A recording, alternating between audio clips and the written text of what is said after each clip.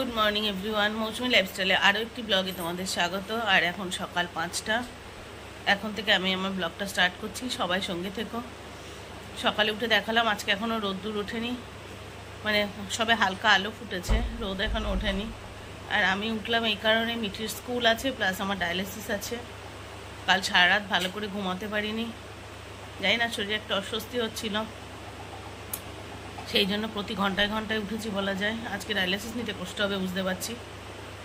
যাই হোক, সারাদিন সঙ্গে থেকো, আমিও আছি। তো এখন তাড়াতাড়ি আগে তৈরি হয়নি, নাহলে ডায়ালিসিসে আবার লেট হয়ে যাবে, তারপর আমি আবার ফিরে আসছি। বন্ধুরা, আমি ডায়ালিসিসের জন্য রেডি হয়ে গেছি, সুবিধার পরে নিয়েছি। আর এই যে মিঠিও রেডি স্কুলের জন্য। চলো আমরা বেরিয়ে পড়ি। ওদিকে র্যাপিডো বুক করা হয়ে গেছে, আসতে 2 মিনিট সময় বাকি আছে, তা ভাবলাম একটুখানি তোমাদের সাথে কথা বলে নিই। রেডি হয়ে গেছি, ওর আসবে পুলকার, আমার আসবে র্যাপিডো, আমরা দুজনে বেরিয়ে যাব, তাই তো? হ্যাঁ, আমার 6:10 পুলিকার আসে। আর এখন বাজে 6টা, আমার একটু লেটই হয়ে গেল।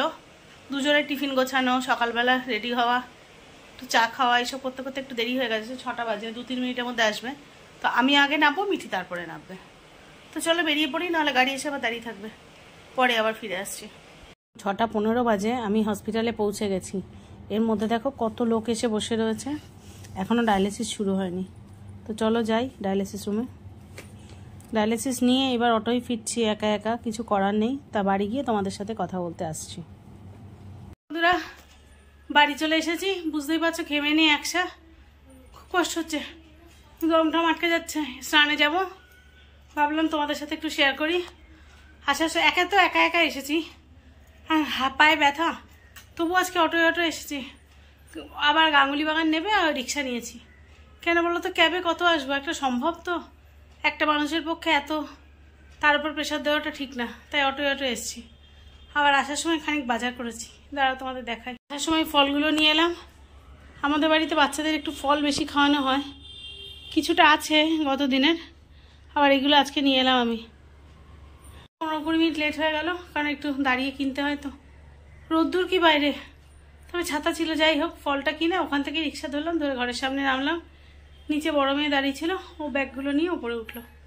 আর সব থেকে আশ্চর্য কি জানো, মিঠি আর আমি অলমোস্ট একসাথে বেরিয়েছি, আমার 10 মিনিট বাদে মিঠি বেরিয়েছে, আর ঢুকলাম একসাথে। মানে আমি যখন আসছি দেখি মা মিঠিকে গেটের কাছ থেকে নিয়ে উপরে উঠছে, তো একসাথেই এলাম।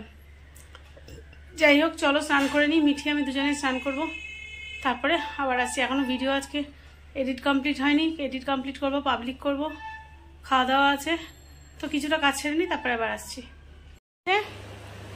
এসে এগুলো সব ঢেলে রাখলাম, যদি তলার দিকে কালকের ফলগুলো ঢুকে গেছে, ঠিক আছে। আর এটা ধরলো না, তো রাখতে গেলে পড়ে যাচ্ছে, থাক। আমাদের বাড়ি কোনো ফল এলে আগে গোপালকে দেওয়া হয়। এইটা মানে এবছর নতুন এলো, এখনও কোনো দিন আসেনি, তো সন্ধ্যাবেলা আগে গোপালকে দেওয়া হবে, তবে বাড়ির মানুষ খাবে। তো চলো দুপুরে খেয়ে দিয়ে নিই, তারপরে আবার আসছি। সন্ধ্যা হয়ে গেছে, দাদা বাড়ি চলে এসেছে, আর মিঠি বসে বসে কার্টুন দেখছে। ওদিকে মাম তৈরি হয়ে বসে আছে, ওকে খাবার দিলে, ওই খাবার দিয়েছি, ও খেয়ে দে, ও যাবে টিউশন। সন্ধ্যাবেলা বেশিরভাগ দিনও টিউশন থাকে, তো বেরিয়ে যাবে। সন্ধ্যা বন্ধুরা, দাদা তো অফিস থেকে এসেছে, তোমাদের দেখালাম, তারপরে একটু চা করলাম। সন্ধ্যাবেলা চাটা খাওয়া বন্ধ করে দিয়েছি, কিন্তু আজকে দেখলাম ওয়েদারটা একটু ঠান্ডা ঠান্ডা, আমার কিন্তু বেশ ঠান্ডা লাগছে। দেখো একটা পাতলা স্টোল নিয়েছি। আমি জানি না তোমাদের ওখানে ওয়েদার কেমন, কালকে যে প্রচণ্ড ঝড় বৃষ্টি হলো না, তারপর থেকে ওয়েদারটা বেশ ঠান্ডা আছে। দাদা একটু এসি চালিয়েছিল, আমি ঠান্ডায় কাঁপছিলাম, তাই জন্য বললাম যে শিগগিরই বন্ধ করো, আমার খুব ঠান্ডা লাগছে। তারপরে একটু চা খেয়ে শুয়েছিলাম, হাঁটুটা খুব যন্ত্রণা করছে। আজকে আবার কি হয়েছে, দুপুরবেলায় এসে রান্নাঘরে গেছি খাবার দাবার নিয়ে আসতে, খাবো বলে, আবার হাঁটুটা কাট করে ফুটে উঠলো। সেই ব্যথার উপরে একটু ব্যথাটা কমেছিল, সেই ব্যথার উপরে আবার ব্যথা লেগেছে। তারপরে যাই হোক, ওই এখন দাদা বাড়ি আসার পরে একটা প্যারাসিটামল খেলাম। আমার তো অন্য কোনো পেন কিলার খাওয়া যায় না। একটা প্যারাসিটামল 650 খেয়েছি, ব্যথাটা এত বেশি করছে, 650 খেয়েছি। যদিও আমার জন্য 500 খাওয়াটাই ঠিক, তবু 650 খেলাম, খুব ব্যথা করছে। আর একটু ভলিনি দিলাম, দিয়ে চুপ করে শুয়েছিলাম।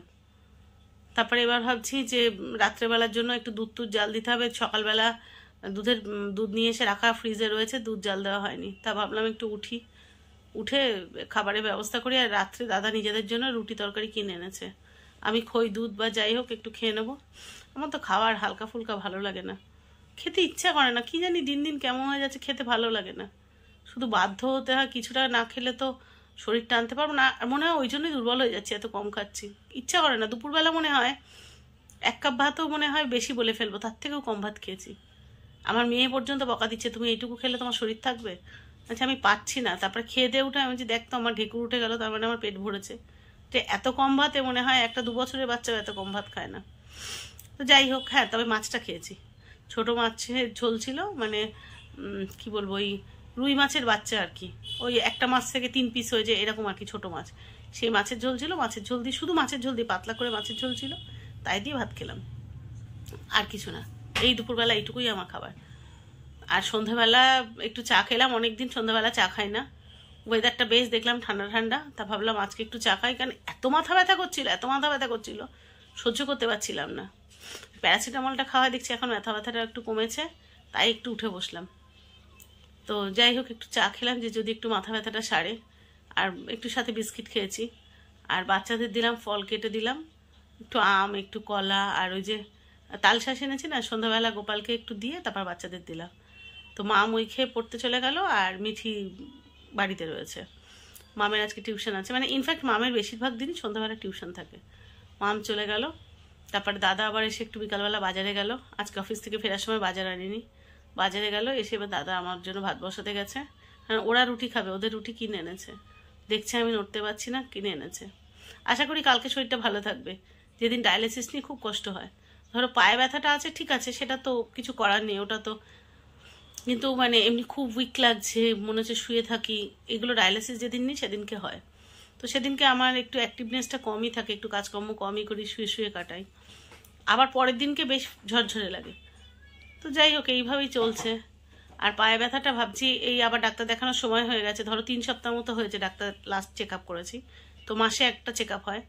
তো এই মাসে যখন চেক আপে যাবো ইউরিক অ্যাসিডটা একটু টেস্ট করবো। অনেকদিন ইউরিক অ্যাসিড একেবারেই ছিল না, সেই জন্য ডাক্তার এই লাস্ট 2-3 বারে ইউরিক অ্যাসিড টেস্ট দেননি, কিন্তু এবারও দেয়নি। কিন্তু আমি নিজে থেকে, মানে ধরো গতবারে গেছি সেখানে সেই সময় লিখে দিয়েছে এবার কি কি টেস্ট করে নিয়ে যেতে হবে, তো তার মধ্যে ইউরিক অ্যাসিড নেই, কিন্তু আমি নিজে নিজে ওটা টেস্ট করে নিয়ে যাব, যে যদি আর কি ইয়ে করা যায়, যদি ইউরিক অ্যাসিডটা বেড়েছে কিনা, কারণ এত গিটে ব্যথা কেন হচ্ছে এইটা। তারপরে দাদা আবার এর মধ্যে ইয়েকে ফোন করলো, আমার যে ভ্যাকসিনের ডাক্তার, এই লাস্ট 2 মাস ভ্যাকসিন নেওয়া হয়নি, কারণ শরীরটা ভালো ছিল না বলে, মানে ডায়ালিসিসের দিনে হয় না, আগে পরে নিতে হয় ভ্যাকসিনটা, সেই জন্য নেওয়া হচ্ছিল না, যে আবার আরেকদিন বেরোবো, এই করে করে আজ না কাল, কাল না পরশু করে চলছিল। তারপর আজকে বললো যে এবার আর তো অনেক দেরি হয়ে যাচ্ছে, ভ্যাকসিন নেবে না বলে, সরি, ভ্যাকসিনের ডাক্তারের সাথে যোগাযোগ করলো। উনি বললেন যে ডায়ালিসিস, আমি জানতাম ডায়ালিসিসের দিন হয় না, উনি বললেন ডায়ালিসিস নেওয়ার পরে নিলে অসুবিধা হয় না, তা শনিবার ডায়ালিসিস নিয়ে ভ্যাকসিন নিয়ে তাই বাড়ি আসবো। তো চলো এবার যাই, গিয়ে একটু দুধ জাল দিই, আর দেখি দাদা ভাত কি বসিয়েছে, গিয়ে দুধটা জাল দেবো। যদি ভাত বসিয়ে থাকলে তাহলে দুধ ভাত খেয়ে নেবো, তাহলে আর খোয়ের দিকে যাব না। আর ওদের রুটি ফুটিগুলো ঢেলেছে কিনা একটু দেখে আসি, তারপরে আবার আসছি। এখন বেশি বাজে না, এখন 8:45 মতো বাজে। তো চলো, শুতে শুতে একটু দেরি হবে, কালকে তো কারো স্কুলও নেই, অফিসও নেই, কালকে তো রবীন্দ্র জয়ন্তীর ছুটি, মিঠিরও স্কুল ছুটি, দাদারও অফিস ছুটি, কালকে ডায়ালিসিসও নেই, কালকে একটু বেলাতেই উঠবো, সেই অপেক্ষায় আছি। ওই জন্য আজকে একটু রাত করে শুলে অসুবিধা নেই। তো চলো গিয়ে দুধ জালটা একটু দিয়ে আসি, তারপরে আবার আসছি। দুধ জাল দিয়েছি, এখন না কান্ট্রি ডিলাইটের দুধটা নিচ্ছি। এত বেশি অ্যাড দেখছিলাম যে এটা নাকি গরুর দুধ, তো দেখো কি সুন্দর সর পড়েছে, গরুর দুধের মতো সরটাই পড়েছে, আর না খেতেও মানে হুবহু গরুর দুধের মতো। বন্ধুরা খাওয়া দাওয়া হয়ে গেছে, আর এখন রাত 10:30। এবার দাদা এখন মানে খেয়ে উঠে পারেনি, আমি মা মিঠি উঠে গেছি। দাদা নিচে, তোমরা তো জানোই যে গরম পড়ার পর থেকে আমরা এই ঘরেতে নিচে বসেই খাই, তো দাদা সেটা একটু পরিষ্কার করছে, আমি নিচে বসে হাঁটু এই অবস্থা কিছু করতে পারছি না, তো সেটা হয়ে গেলে তারপরে বিছানা টিছানা হবে, তারপরে শোবো। তা ভাবলাম তার মধ্যে আমি ভিডিওটা এন্ড করে নিই। সারাদিন তো সেভাবে অ্যাক্টিভলি কোনো কাজকর্ম করিও নি, সেটা শেয়ার করতেও পারিনি, মাঝে মাঝে এসেছি তোমাদের সাথে গল্প করেছি। তো এভাবেই তোমরা আমার পাশে থেকো, আমার ভিডিওকে সাপোর্ট করো, আর হ্যাঁ, যদি ভিডিওটা ভালো লেগে থাকে প্লিজ লাইক কমেন্ট শেয়ার করে পাশে থেকো। আর যে নতুন বন্ধুরা আমার চ্যানেলে ভিজিট করছো তারা প্লিজ আমার চ্যানেলটাকে সাবস্ক্রাইব করে আমার চ্যানেলের পাশে থেকো। দেখা হচ্ছে নতুন ভিডিও নিয়ে, ততক্ষণের জন্য সবাইকে শুভরাত্রি।